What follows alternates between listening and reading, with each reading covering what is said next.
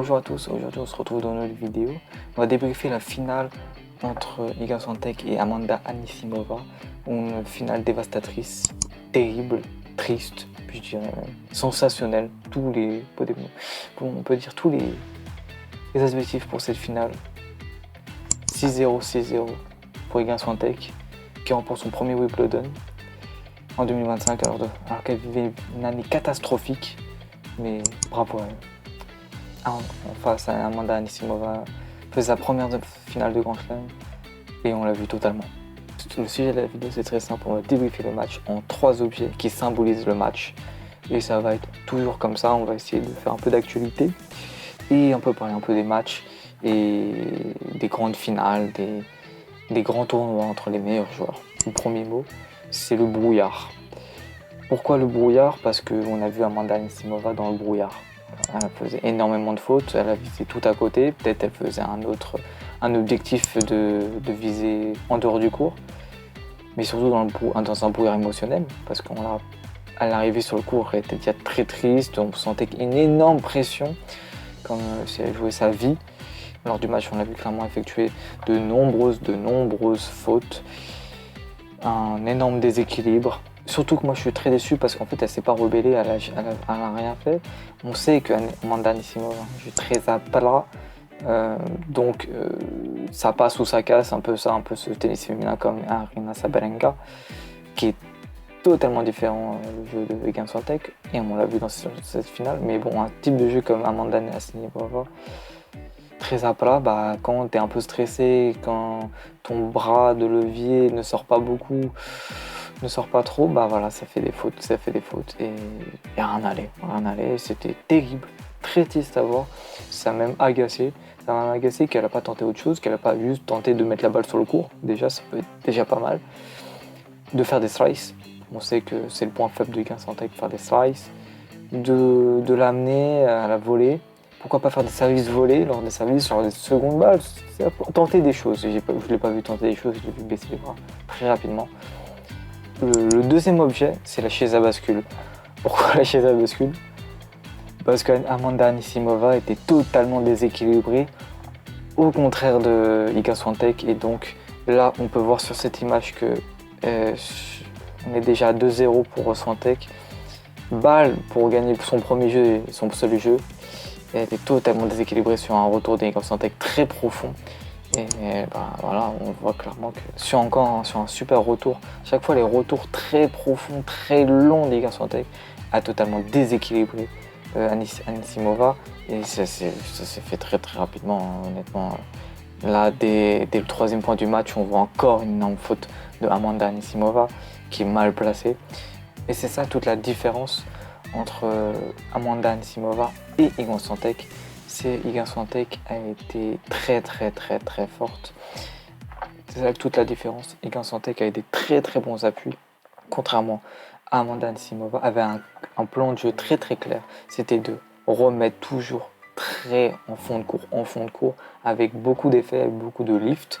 C'est très bizarre parce que on est sur du gazon, normalement c'est quand même plus à plat ou plus slice. Non, c'est beaucoup de lift qu'a utilisé Iga Swiatek avec énormément de longueur, et son but c'était de faire déplacer Amanda Anisimova, parce qu'on sait que si Amanda Anisimova braque ses appuis qui rentre sur le court, elle peut faire très mal avec ses frappes à plat. Donc elle a très intelligemment joué en mettant beaucoup d'angles sur ses frappes Iga Swiatek.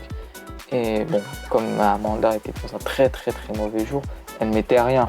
C'était la grande puissance de Iga Swiatek aujourd'hui. Elle n'a pas joué du gazon, on va pas se mentir. Quand on voit le match d'hier de Carlos Alcaraz, qui fait beaucoup de services volés, qui fait beaucoup d'amortis face à Taylor Fritz, aujourd'hui, Iga Swiatek n'a pas joué sur gazon. Honnêtement, pour moi, là, j'ai vu un match de terre battue aujourd'hui de Iga Swiatek avec des bons services slicés aussi, qui déportent encore Amanda Anisimova, et beaucoup de longueur, enfin aucune amortie. Aucune volée de la part de Iga Swiatek. Donc pour un tournoi gazon, Wimbledon, un peu c'est avec tous les polémiques qu'a reçu Wimbledon, avec un gazon très lent, des balles très lentes, c'est vrai que cette finale discrédite un peu ce tournoi, malheureusement. Le troisième, c'est bulle de savon. Pourquoi? Parce que la bulle de savon, c'est très libre, ça vole dans les airs, et c'est clairement ce que j'ai vu avec Iga Swiatek, hein. Elle était très libre, elle volait sur le court, avec des déplacements exceptionnels de Iga Swiatek, des défenses exceptionnelles de Iga Swiatek. Là, on peut voir une défense, elle était un peu acculée, un des seuls moments du match où elle était acculée, parce que bon, les balles d'Anisimova en deuxième set étaient un peu meilleures, mais bon, là on voit clairement un super slice très long, à type Rafael Nadal je me rappelle dans ses grandes années. Bon, on a fait que 2 ou 3 parce qu'elle était très peu acculée, mais ça l'a permis de reprendre du temps et de regagner du temps. On sait que le tennis c'est un jeu de temps, un jeu de possession de temps, et c'est super important. Là aussi, on peut voir que Iga Swiatek a encore fait une défense en slice, mais cette fois beaucoup plus court, qui un peu comme une amortie, mais finalement je pense pas que c'est une intention de faire une amortie. Et donc Anisimova doit rentrer sur le court, et malheureusement elle n'a pas beaucoup de mains et elle perd ce point très, très facilement. En fin de compte, ce match a été une purge. Honnêtement, c'était pas beau à voir, c'était pas beau parce qu'il y avait énormément de fautes. On peut très vite s'agacer du tennis féminin, mais bon, c'est pas un match qui reflète, et c'est une très mauvaise pub pour le tennis féminin parce qu'on a vu Amanda Anisimova craquer tout simplement, ne pas être dans le match. Elle a dit que c'était physique. Pour moi, ce n'est pas du tout physique, c'est totalement émotionnel. Malheureusement, je ne sais pas si un jour elle pourra gagner un grand chelem parce que émotionnellement, c'est trop faible. Malheureusement, elle a totalement craqué dans ce match. Elle n'a pas joué, elle a baissé les bras, et ce que j'ai pas aimé. Bravo à Iga Swiatek qui gagne un Wimbledon lors d'une année très compliquée, des galères. Après, c'est Roland Garros gagné et son US Open gagné. Et elle égale Steffi Graf pour un record triste, 6-0, 6-0 en 88 à Roland Garros face à Esférova. Donc cette finale était très très rapide, 1 heure. J'espère que les spectateurs ont été contents d'avoir payé très cher une place pour 1 heure de match. C'est la dure réalité, des fois ça peut arriver comme ça. Ça peut arriver qu'il peut y avoir des démontadas. Le premier set est catastrophique, on a 33% pour Amanda, 80% de premier service, 33% de premier set pour Amanda Anisimova, 80%, 3 doubles fautes. Voilà, il n'y a pas grand chose à retirer, enfin énormément de fautes. Direct, 14 fautes directes sur un set pour Amanda, en se prenant 6-0, 14 fautes directes sur 36 points joués quand même. C'est énorme. C'est plus que 30% de fautes. C'est 3 aces. Voilà. C'est 5 doubles fautes pour Amanda Anisimova. C'est que 45% au premier service. Très bon service de Iga Swiatek, je ne vais pas parler. Voilà, très bon premier service. De fautes. Fautes directes, 28 fautes directes, ce qui est énorme en 2-7. Quand tu te prends 6-0, 6-0, 1 heure. Tu peux pas faire ce type de match, malheureusement. Voilà, bravo à Iga Swiatek qui remporte son premier Wimbledon. Un Wimbledon avec énormément de surprises, avec Coco Gauff qui perd dans les premiers tours, Boussas Manero qui fait une super perf aussi. On peut en parler de Sierra, de Sigmund. Sigmund qui a été très intéressante, qui a vraiment fait trembler Sabalenka dans un super quart de finale. Un très beau quart de finale Sabalenka Anisimova.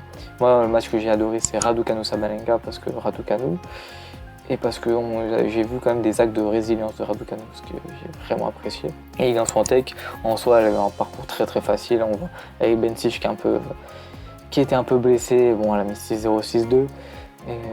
Donc au global, c'est pas un grand Wimbledon féminin. Surtout que le problème, c'est que le Wimbledon féminin n'a pas été gagné par une joueuse de gazon.